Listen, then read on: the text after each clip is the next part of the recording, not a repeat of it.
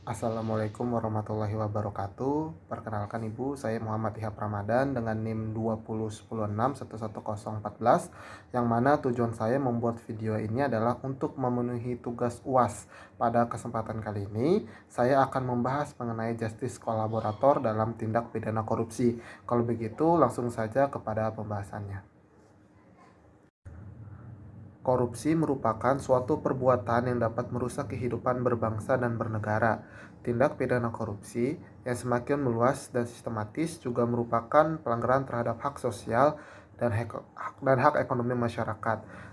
Tindak pidana korupsi oleh karenanya tidak dapat dikategorikan hanya sebagai kejahatan biasa, melainkan suatu kejahatan yang luar biasa atau biasa kita sebut dengan extraordinary crime, yang mana para penegak hukum sering mengalami kesulitan dalam pengungkapan pelaku tindak pidana korupsi karena perkara tindak pidana korupsi itu biasanya dilakukan secara terorganisir dan pelakunya lebih dari satu orang.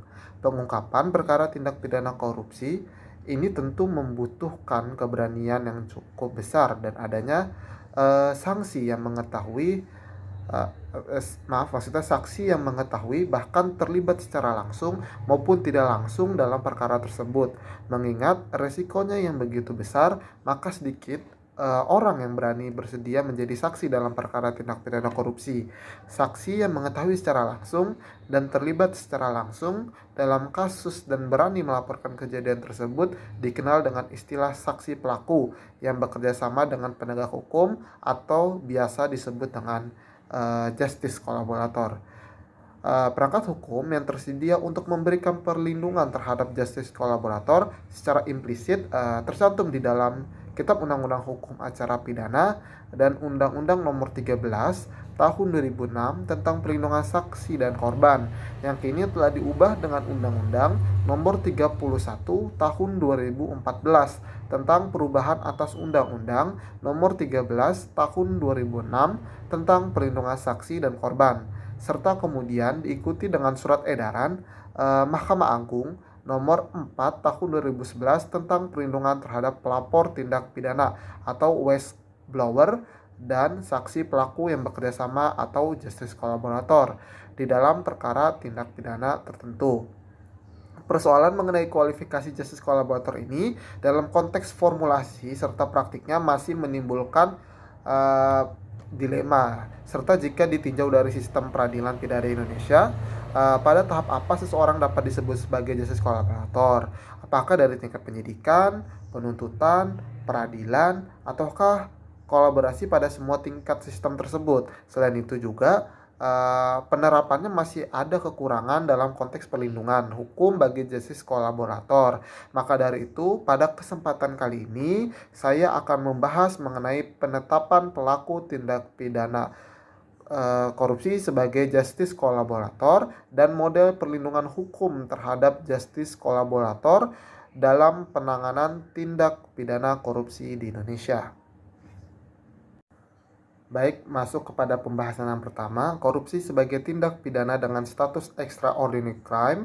Dalam menemukan pelaku dan mengumpulkan barang bukti harus pula dilakukan dengan ekstra hati-hati dan dengan penelusuran jaringan yang begitu rumit, karena pelaku tindak pidana korupsi adalah orang-orang yang memiliki jabatan atau pengetahuan yang lebih, atau white collar crime, atau yang orang-orang yang berintelektual, sehingga pelaku sangat paham untuk menghilangkan alat bukti untuk menutupi perbuatan dan jaringan tindak pidana yang koruptif.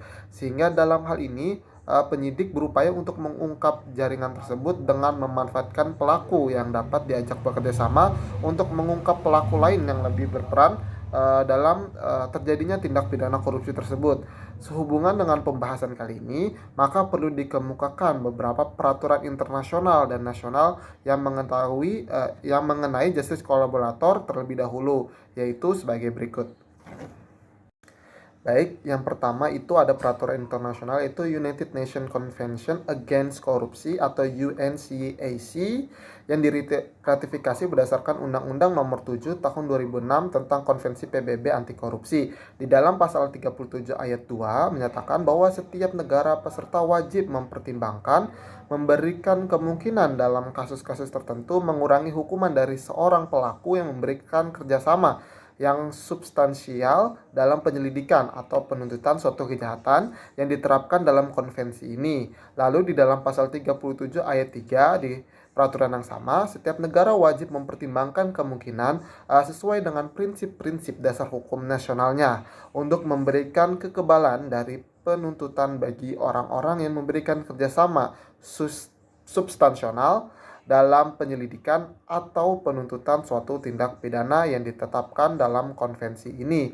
Lalu yang kedua, masih dalam peraturan internasional, lebih tepatnya pada United Nations Convention Against Transnational Organized Crime atau UNCATOC yang diratifikasi berdasarkan Undang-Undang Nomor 5 Tahun 2009 tentang Konvensi PBB Anti Kejahatan Transnasional Terorganisir. Di dalam pasal 26 ayat 2 menyatakan bahwa setiap negara pihak wajib mempertimbangkan untuk membuka kemungkinan dalam keadaan yang tepat pengurangan hukuman atas tertuduh yang memberikan kerjasama yang berarti dalam penyelidikan atau penuntutan atas tindak pidana yang tercakup oleh konvensi. Lalu di dalam pasal 26 ayat 3 peraturan yang sama menyatakan bahwa setiap negara pihak wajib mempertimbangkan untuk membuka kemungkinan sesuai dengan prinsip-prinsip dasar hukum nasionalnya, pemberian kekebalan atas penuntutan terhadap seseorang yang memberikan kerjasama yang berarti dalam penyelidikan atau penuntutan atas tindak pidana yang tercakup oleh konvensi ini.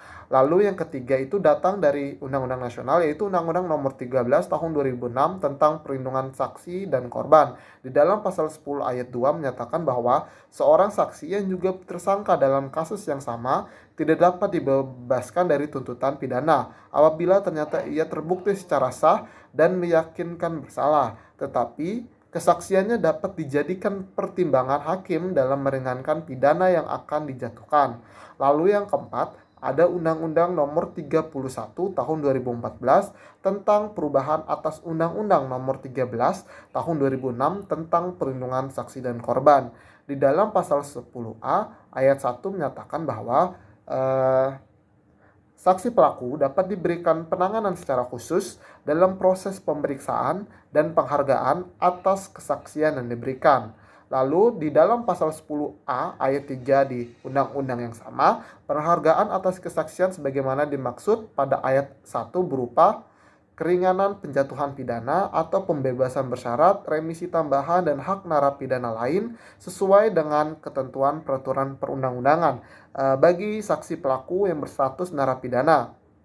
Lalu di dalam pasal 10A ayat 4 menyatakan bahwa untuk memperoleh penghargaan berupa keringanan penjatuhan pidana sebagaimana dimaksud pada ayat 3 huruf A, LPSK memberikan rekomendasi secara tertulis kepada penuntut umum untuk dimuat dalam tuntutannya kepada hakim. Lalu yang kelima itu ada peraturan bersama aparat penegak hukum dan LPSK tentang perlindungan bagi pelapor, saksi pelapor, dan saksi pelaku yang bekerja sama tertanggal 14 Desember tahun 2011.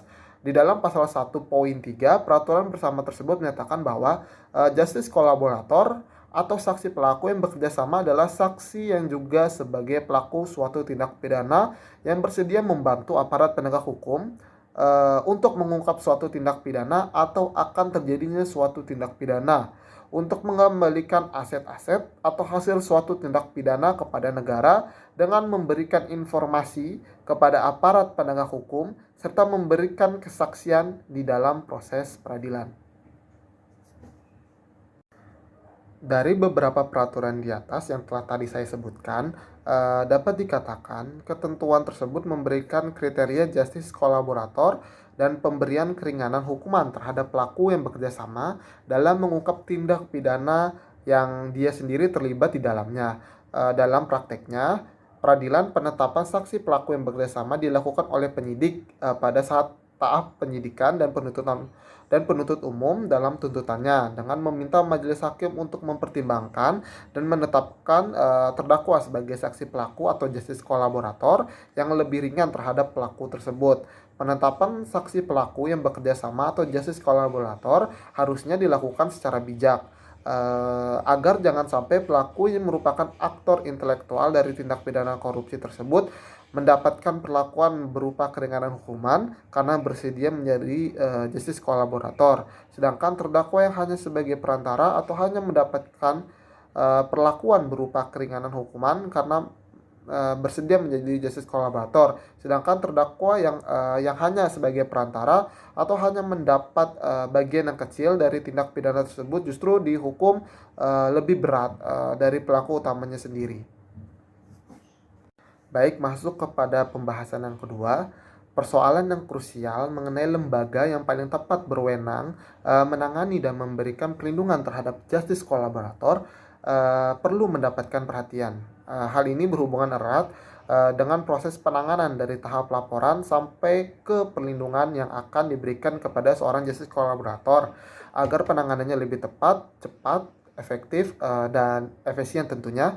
Besarnya kemungkinan resiko yang didapat oleh justice kolaborator, maka diperlukan perlindungan dan jaminan keamanan atas informasi yang diberikan, sehingga perlu adanya persamaan persepsi melalui mekanisme koordinasi antara lembaga yang berwenang dalam penanganan tindak pidana korupsi yang melibatkan justice kolaborator. Pentingnya peran justice kolaborator dalam pengungkapan tindak pidana korupsi di Indonesia memerlukan model atau metode perlindungan hukum terhadap justice kolaborator yang tepat demi terciptanya perlindungan hukum terhadap justice kolaborator. Salah satu model yang tepat dalam perlindungan hukum terhadap justice kolaborator adalah model persuasif. Menurut saya merupakan model yang bersifat menyeluruh terhadap perlindungan kepada justice kolaborator yang melibatkan komponen sistem peradilan pidana, yaitu seperti kepolisian, kejaksaan, pengadilan, dan lembaga permasyarakatan, dan KPK untuk perkara korupsi. Model persuasif ini merupakan salah satu metode atau model perlindungan hukum dalam upaya memberikan perlindungan terhadap justice kolaborator. Dengan model persuasif ini, maka semua komponen dalam sistem peradilan pidana akan saling berkoordinasi, dan apabila seseorang justice kolaborator telah memberikan keterangannya pada suatu atau satu lembaga, maka diharapkan keseluruhan komponen lembaga tersebut akan melindungi dengan hal tersebut dan akan terwujud suatu perlindungan yang menyeluruh. Secara teoritis, model perlindungan persuasif ini didasari oleh alur sistem peradilan pidana. Dalam sistem peradilan pidana merupakan suatu sistem yang terdiri dari penegak hukum yang bertujuan untuk pengendalian kejahatan. Bertitik tolak dari hal tersebut, di dalam Undang-Undang Nomor 31 tahun 2014 tentang perubahan atas Undang-Undang Nomor 13 tahun 2006 tentang perlindungan saksi dan korban, ditentukan kewenangan LPSK memberikan rekomendasi secara tertulis kepada penuntut umum untuk dimuat di dalam tuntutannya kepada hakim. Isi rekomendasi tersebut agar majelis hakim memberikan penghargaan berupa keringanan hukuman dan rekomendasi kepada menteri yang menyelenggarakan urusan pemerintah di bidang hukum berupa penghargaan pembebasan bersyarat, remisi, dan hak narapidana lainnya. Namun perlu diketahui bahwa LPSK tidak masuk di dalam sistem peradilan pidana, sehingga rekomendasi yang diberikan oleh LPSK kurang dipertimbangkan para penegak hukum. Perlu persamaan pandangan antara LPSK itu sendiri dan para penegak hukum dalam memberikan perlindungan terhadap justice kolaborator agar timbul kesepahaman antar lembaga tersebut. Landasan yuridis dari model perlindungan persuasif ini juga terlihat di dalam pasal 10A Undang-Undang Nomor 31 tahun 2014 tentang perubahan atas Undang-Undang Nomor 13 tahun 2006 tentang perlindungan saksi dan korban. Saksi pelaku dapat diberikan penanganan secara khusus dalam proses pemeriksaan dan penghargaan atas kesaksian yang diberikan. Penanganan secara khusus sebagaimana dimaksud pada ayat 1 berupa A. Pemisahan tempat penahanan atau tempat menjalani pidana antara saksi pelaku dengan tersangka, terdakwa, dan atau narapidana yang diungkap tindak pidananya. Yang B. Pemisahan pemberkasan antara berkas saksi pelaku dengan berkas tersangka dan terdakwa dalam proses penyidikan dan penuntutan atas tindak pidana yang diungkapkannya, dan atau yang C, memberikan kesaksian di depan persidangan tanpa berhadapan langsung dengan terdakwa yang diungkap tindak pidananya. Ketentuan tersebut menegaskan eh, bahwa setiap penegak hukum dalam setiap proses pemeriksaan dari tahap penyelidikan yang dilakukan oleh penyidik sampai dengan putusan hakim berkewajiban memberikan perlindungan terhadap justice kolaborator. Di sisi lain, di dalam pasal 10 ayat 1 masih di undang-undang yang sama, yaitu Undang-Undang Nomor 31 Tahun 2014 tentang perubahan atas Undang-Undang Nomor 13 Tahun 2006 tentang perlindungan saksi dan korban, yang menyatakan bahwa saksi, korban, saksi pelaku, dan atau pelapor tidak dapat dituntut secara hukum, baik pidana maupun perdata, atas kesaksian dan atau laporan yang akan, sedang, atau telah diberikannya, kecuali kesaksian atau laporan tersebut diberikan tidak dengan itikat baik jelas dalam ketentuan tersebut memberikan jaminan perlindungan terhadap adanya tuntutan balik yang diajukan oleh pihak-pihak yang merasa dirugikan atas kesaksian yang diberikan oleh justice kolaborator, maka seharusnya sudah tidak ada lagi kekhawatiran justice kolaborator terhadap adanya tuntutan balik terhadapnya. Penerapan model ini perlu didukung regulasi berupa peraturan perundang-undangan sebagai upaya penyamaan pandangan terhadap justice kolaborator. Tercapainya persamaan pandangan antara seluruh komponen lembaga dalam memberikan penanganan dan perlindungan terhadap justice kolaborator akan meminimalisir singgungan maupun tumpang tindih kewenangan, sehingga dengan adanya model persuasif ini justice kolaborator akan diberikan rasa aman karena mendapatkan perlindungan yang menyeluruh, serta dari sisi lain model ini memberikan kepastian hukum terhadap seorang justice kolaborator. Baik, yang selanjutnya itu ada penutup atau kesimpulan. Kesimpulan dari saya adalah penetapan seorang saksi pelaku yang bekerja sama atau justice kolaborator adalah suatu usaha yang dilakukan penyidik dalam mengungkap jaringan tindak pidana korupsi dengan tujuan agar pengungkapan tindak pidana korupsi yang melibatkan banyak pihak dapat diurai dan diselesaikan dengan tuntas, sehingga tidak ada oknum yang dilindungi dan menikmati hasil korupsi yang dilakukan secara berjamaah tersebut. Dalam usaha tersebut, penyidik KPK dan penuntut umum KPK tentunya haruslah secara bijak dan adil dalam menetapkan seseorang saksi pelaku sebagai justice kolaborator dalam tindak pidana korupsi. Karena kesalahan dalam penetapan seorang pelaku yang bekerja sama atau justice kolaborator akan menimbulkan ketidakadilan dalam penegakan hukum. Karena dengan status sebagai justice kolaborator, seorang pelaku yang bekerja sama akan mendapat penghargaan, dilindungi, dan diberikan tuntutan hukuman yang lebih rendah dari pelaku lain. Lalu, model perlindungan hukum terhadap justice kolaborator dalam penanganan tindak pidana korupsi di Indonesia dapat menggunakan model perlindungan persuasif.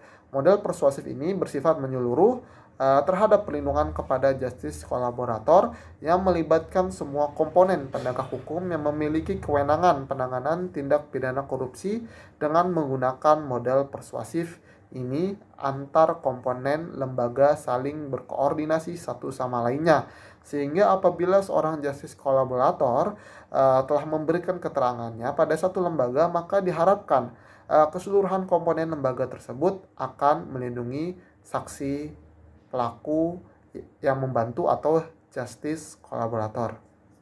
Sekian mungkin paparan dari saya, kurang lebihnya mohon maaf. Wassalamualaikum warahmatullahi wabarakatuh.